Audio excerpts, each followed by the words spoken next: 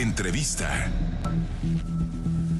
En días recientes hemos hablado sobre el exceso en el número de muertes que se ha presentado este año, particularmente a partir del mes de marzo, y que se atribuyen a la pandemia de SARS-CoV-2, de COVID-19, y también que ante este hecho pues ya han escaseado las actas de defunción. Para profundizar en el tema, le agradezco mucho al doctor Héctor Hernández Bringas, demógrafo, investigador del Centro Regional de Investigaciones Multidisciplinarias de la UNAM, que me tome la llamada. Doctor, muy buenos días y bienvenido al programa. Pascal, muy buenos días, con el gusto de saludarte a ti y al auditorio. Bueno, ¿cuáles son los números que normalmente se presentan en el país en cuestión de fallecimientos, y cuál es el número de actas de defunción que para esos efectos se imprimen y se folian, doctor? Sí, mira, una precisión, si tú me lo permites, sí, claro. Pascal. Lo que ha sido deficitario a lo largo de estos meses son los certificados de defunción. De acuerdo, no gracias por necesariamente las actas. Como tú sabes, los certificados son los documentos que emite un médico generalmente para dar fe y constancia de la existencia de una muerte.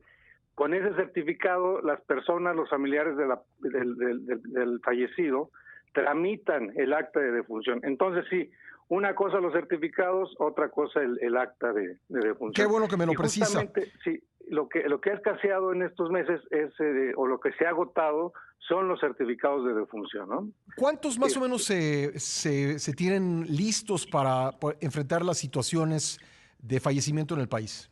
Mira, normalmente se tiene un estimado de las muertes anuales que van a ocurrir.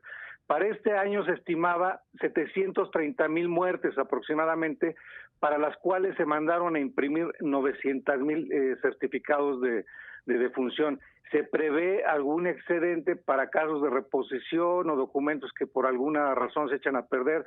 En fin, en resumen, 900,000 certificados se mandaron a imprimir para el presente año.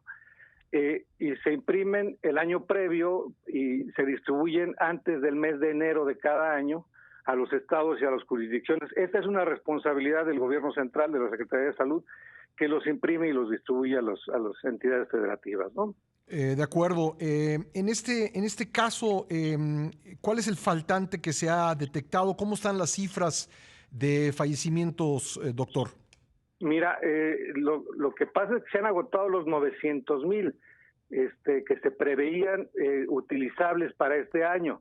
Y ya las explicaciones pues nos las empieza a dar la autoridad sanitaria el sábado pasado.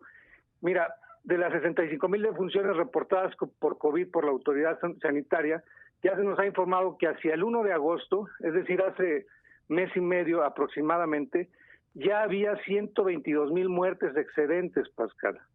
O sea, una parte son las 65,000 defunciones por COVID, sí, registradas como COVID, y adicionalmente, o dentro de estas 122,000 están las 65,000 defunciones por COVID, ¿no? Entonces tenemos un exceso de 122,000 muertes que explican el hecho de que se hayan agotado los certificados de defunción. Quiero decirte que hacia el 1 de agosto ya se habían registrado 700,000 muertes en el país, de un total que se esperaban para el año de 750,000. Ello, pues, faltando 5 meses para que concluya el año, ¿no? Estamos hablando, pues, de un excedente de qué porcentaje, ya, doctor. Lo que nos informa la autoridad es del 58% aproximadamente de excedente.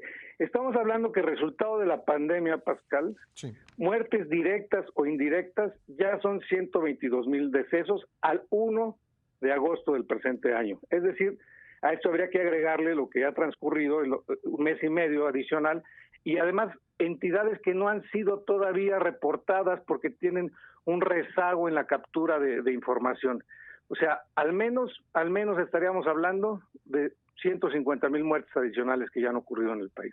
Ahora, probablemente nunca pueda confirmarse, o sería muy difícil de confirmar que todas esas, la causa de todas esas muertes y cuántas estarían vinculadas directamente al SARS-CoV-2, pero lo que es evidente es que esto ha ocurrido en medio de una pandemia que pues ha provocado muertes por la propia enfermedad, pero también ha evitado que otras personas que tienen padecimientos distintos puedan acudir a los centros hospitalarios a recibir el tratamiento. Efectivamente, Pascal, mira, aquí lo que ocurre es que han muerto personas indirectamente por los efectos del COVID porque no recibieron la quimioterapia, porque no recibieron el tratamiento adecuado, porque no recibieron sus medicamentos, porque, en fin, porque no fueron operados en la fecha prevista. Entonces sí son muertes indirectamente provocadas por el hecho de que un buen número de unidades médicas de hospitales han sido habilitados como hospitales COVID y no han tenido cabida estas personas. Pero de todos modos, la mayoría de estas muertes, sin duda, aunque es difícil saberlo por el momento, Pascal, son directamente COVID, ¿no? Doctor, desde el punto de vista de un demógrafo, he visto que en otros países se han hecho pruebas pues post-mortem, digamos, se tienen algunas muestras que se han analizado, por ejemplo, en Francia, y se ha encontrado, por decir algo, que la pandemia llegó a Francia antes de lo que se creía.